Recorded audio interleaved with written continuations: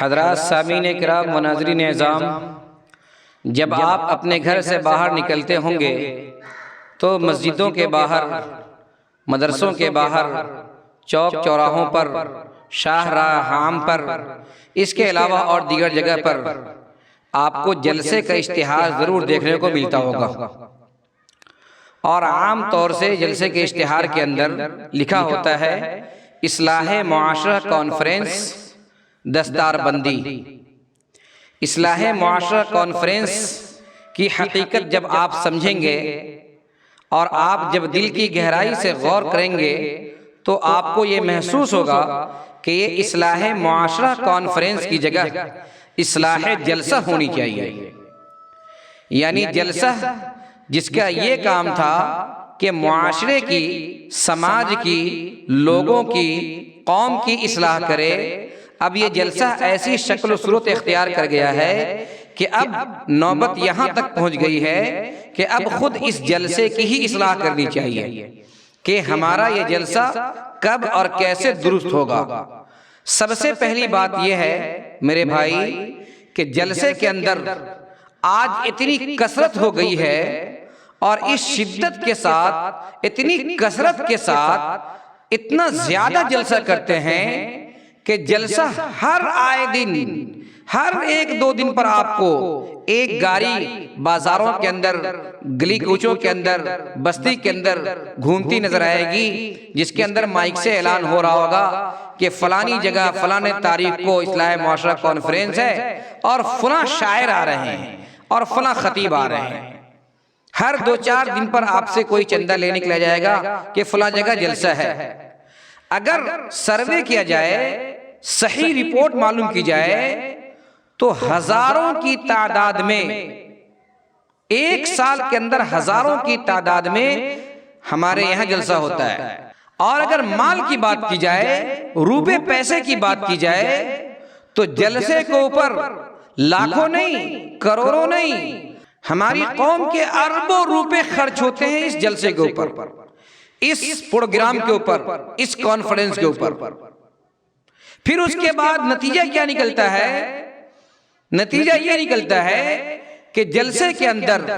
آپ ڈھونڈیں گے، آپ تلاشیں گے، آپ جستجو کریں گے، شاید آپ کو کوئی ایک ڈاکٹر ایسا نہیں ہوگا جو جلسے کے اندر آپ کی بات سننے آ رہا ہوگا، کوئی ایک وکیل نہیں ہوگا جو جلسے کے اندر آپ کی خطابت سننے آیا ہوگا، کوئی ایک ایڈوکیٹ نہیں ہوگا، کوئی ایک انجینئر نہیں ہوگا، کوئی ایک دانش مند نہیں ہوگا، کوئی ایک پروفیسر نہیں ہوگا، کوئی ایک بیرسٹر نہیں ہوگا، عقلاء، فصحاء، بلغاء جو بھی ہیں معاشرے کے اندر، جس کے پاس بھی اللہ نے عقل سلیم دی ہے، جو بھی مہذب لوگ ہیں معاشرے کے اندر، جس کا اثر و رسوخ ہے، میرے محترم اس کو آپ گنیں گے تو انگلی پر گنا جائے گا، بلکہ گنیں گے تو بھی نہیں آئے گا۔ وجہ یہ ہے کہ وہ جان رہے ہوتے ہیں کہ نام رکھا ہے انہوں نے اصلاح معاشرہ، لیکن بات کریں گے فساد کی، بات کریں گے بگاڑ کی، بات کریں گے توڑنے کی، جلسے کے نام پر لوگوں کو گالی دیں گے، جلسے کے نام پر اپنا روپیہ پیسہ بٹوریں گے، جلسے کے نام پر معاشرے کے اندر تفریق پیدا کریں گے، جلسے کے نام پر لوگوں کے اندر دوریاں پیدا کریں گے، جلسے کے نام پر ہم کو اپنا مسلک پڑھا جائیں گے، جلسے کے نام پر اپنی روٹی سیک جائیں گے، جلسے کے نام پر، معاشرے کے نام پر ہمیں دین کی کوئی باتیں مل جائے، ہمیں دین کا کوئی مسئلہ حل ہو جائے، ہمیں کسی چیز کا پیغام مل جائے اور ہمارے کوئی مسائل حل ہو جائیں، ایسا ہونے والا نہیں ہے۔ اسی لیے معاشرے کے جو مہذب لوگ ہیں میرے محترم بزرگوں، دوستو، وہ ہمارے جلسے کی زینت نہیں بنتے۔ جلسے میں آتے ہیں کون لوگ؟ جو لوگ آتے ہیں دور دراز سے یا کہیں سے بھی، ان سے پوچھئے بھائی آپ کہاں جا رہے ہیں؟ تو ہم جا رہے ہیں فلانی جگہ جلسہ دیکھنے۔ لفظ ہی ہوتا ہے اس کا دیکھنے، سننے نہیں، سمجھنے نہیں، عمل کرنے کے لیے نہیں، اطاعت کے جذبے سے نہیں، ثواب کی نیت سے نہیں، وہ جلسہ دیکھیں گے کیسا پنڈال ہے اور کیا انتظام ہے، کیسی کرسیاں ہیں اور کھانے کے اندر کس قسم کا اس نے انتظام کیا ہے، کیسا پردہ ہے، کیسی اسکرین ہے، اور کیسے کیسے لوگوں کو بلایا ہے، وہ کیسے اسٹیج پر اچھل رہا ہے، کود رہا ہے، ناچ رہا ہے، کبھی مائک توڑ دے رہا ہے، کبھی پنکھا سے پکڑ اٹک جا رہا ہے، کبھی کرسی کو توڑ دے رہا ہے، کبھی وہ اپنی پگڑی کو چھال کے پھینک رہا ہے. بس یہ جو حرکتیں ہوتی ہیں نا، اسی حرکت کو وہ دیکھنے کے لیے آتے ہیں. پھر جب وہ آتے ہیں تو جلسے کے اندر 90% جو وقت ہوتا ہے وہ 90% وقت شاعروں کو دیا جاتا ہے، اناؤنسر کو دیا جاتا ہے، اور 10% ہی ایسے ہوتے ہیں. یعنی اگر 100 منٹ جلسہ ہوا تو 90 منٹ نعت گوئی ہوگی اور 10 ہی منٹ تقریر ہوگی. اب کہیے کہ نعت گوئی بڑی اچھی چیز ہے، نعت پڑھنا، لیکن نعت کے نام پر منقبت ہوگا. نعت کے نام پر جو طرز ہے، جو ادا ہے، جو لب و لہجہ ہے، وہ گانے والا ہوگا، اور پھر اسی نعت کے اندر کسی پر کیچڑ اچھالا جائے گا، کسی کے مسلک کو ٹارگٹ کیا جائے گا، پھر اسی نعت کے اندر کسی کو گالیاں دی جائے گی، پھر اسی نعت کے اندر کسی کو برا بھلا کہا جائے گا. جب تک یہ نہ کہے پیٹ ہی نہیں بھرے گا. پھر سامعین کو ہوا میں ہاتھ اٹھا کے بولو سبحان اللہ، دائیں والا بولو الگ، بایاں والا بولو الگ، سامنے والا بولو الگ، اسٹیج والے بولے الگ، پھر سب مل کر کے بولے الگ. میرے محترم بزرگوں دوستو، جہاں پر کہنا ہے وہاں بھی بولے، جہاں نہیں کہنا ہے وہاں بھی بولے، اور پھر پیسے اڑا اڑا کر کے شاعر کے پاس آ کر کے کھڑا ہو اور اس کے سر پہ اڑاوے، اس کے جسم پہ اڑاوے، اس کے بدن پہ اڑاوے، اور پھر مستی لے کر کے پورا. اور اناؤنسر کا الگ حال ہے، وہ پتہ نہیں کیا کا انداز، کیا کا ڈرامہ اختیار کرتا ہے مجلس کو، سامعین کو جھومنے کے لیے، جھمانے کے لیے، اور مجلس لوٹنے کے لیے. سارے لوگ آئے، خوب واہوائی ہو گئی، لوگوں کو گالی دے دی گئی، لوگوں کے اندر تفریق ڈال دی گئی، لوگوں میں عداوت دشمنی پیدا ہو گئی، بھیڑ جٹ گئی، جلسہ کامیاب ہو گیا. میرے محترم بزرگوں دوستو، یہ جلسے کی حالت. رات بھر قوالی چلتی رہی، رات بھر میرے محترم بیان ہوتا رہا، اور فجر کی نماز سب کی غائب، اللہ ماشاءاللہ کہیں ایک بندے ایسے ہوں جو نماز پڑھتے ہوں. بلکہ بعض لوگوں نے تو کہا کہ جو مقرر آتے ہیں نا، جو خطیب آتے ہیں نا، وہ بھی نماز نہیں پڑھتے. ان سے کہیے تو کہیں گے کہ ہم مسافر ہیں، ہم ابھی تھوڑا سا تھکے ہوئے ہیں، تھوڑا آرام کر لیتے ہیں، پھر پڑھیں گے. پھر وہ اپنے گھر جا کر پڑھتے ہیں، یا ہو سکتا ہو کہ تصوف میں ڈوب کر کے کہیں آنکھیں بند کرتے ہوں اور ڈائریکٹ مدینہ پہنچ جاتے ہوں، اور پھر وہی نماز ادا کرتے ہوں، کھاتے ہوں ہندوستان کا، اور نماز پڑھنے کے لیے مدینہ چلے آتے ہوں تاکہ کوئی ان کو یہاں دیکھے نہیں. ایسے بھی بے نمازی لوگ ہیں جو اپنی نماز کو چھپانے کے لیے تصوف کا بھوت اور غلبہ ایسا اس پر سوار ہوتا ہے کہ ڈائریکٹ آنکھ بند کرتے ہی مدینہ پہنچ جاتے ہیں، وہاں سے نماز پڑھ کر کے یہاں حاضر ہو جاتے ہیں. پھر وہ جلسہ کرنے کا میرے محترم بزرگوں دوستو، ایک ایک رات کا ایک ایک مقرر کی فیس 50,000، 1,00,000. ایک ایک شاعر کی فیس 30,000، 40,000، 50,000. آیا 2 نعت پڑھا، اور 2 نعت پڑھنے کی میرے محترم 50,000 روپے لے کے چلا گیا. 1 گھنٹہ بیان کیا، آدھا گھنٹہ، اور 1 گھنٹہ بیان کرنے کا وہ اپنی مرضی کی بات آپ پر سونپ کر کے چلا گیا، 50,000 روپے لے گیا. اور مدرسے کے معلم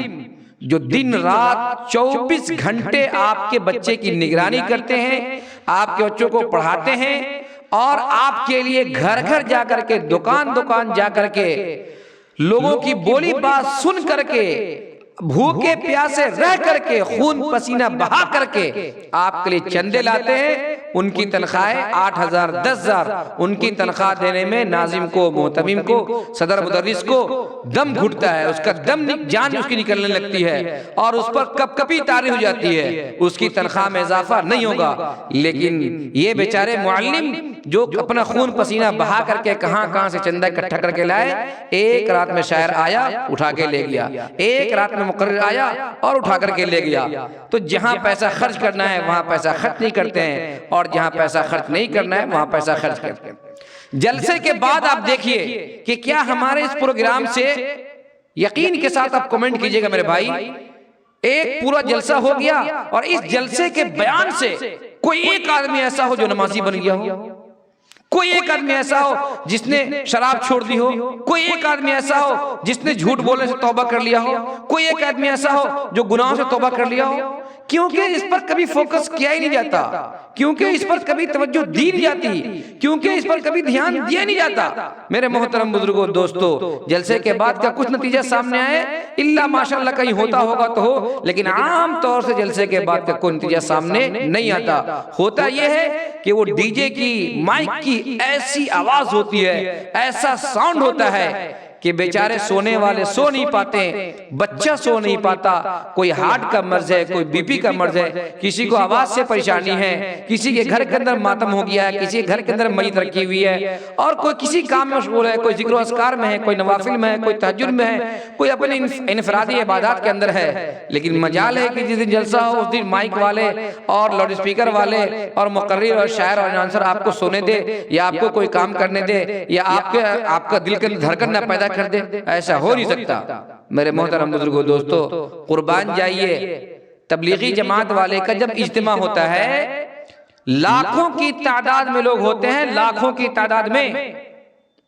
اور وہ اپنے اصول کے مطابق عشاء کی نماز ہوئی، بس بند، اب کوئی بیان نہیں ہوگا، کوئی دینی گفتگو اب نہیں ہوگی، معمول کے مطابق آپ اطمینان سے آرام سے کھا پی کر کے سو جائیے، پھر تہجد کے لیے اٹھیے، پھر فجر کی نماز پڑھیے، پھر اس کے بعد بیان ہوگا۔ تو میرے محترم بزرگوں دوستو، آپ جلسہ کریں، لیکن کبھی کبھار کر لیں، 10 سال میں، 20 سال میں، 15 سال میں کبھی کبھار کر لیں۔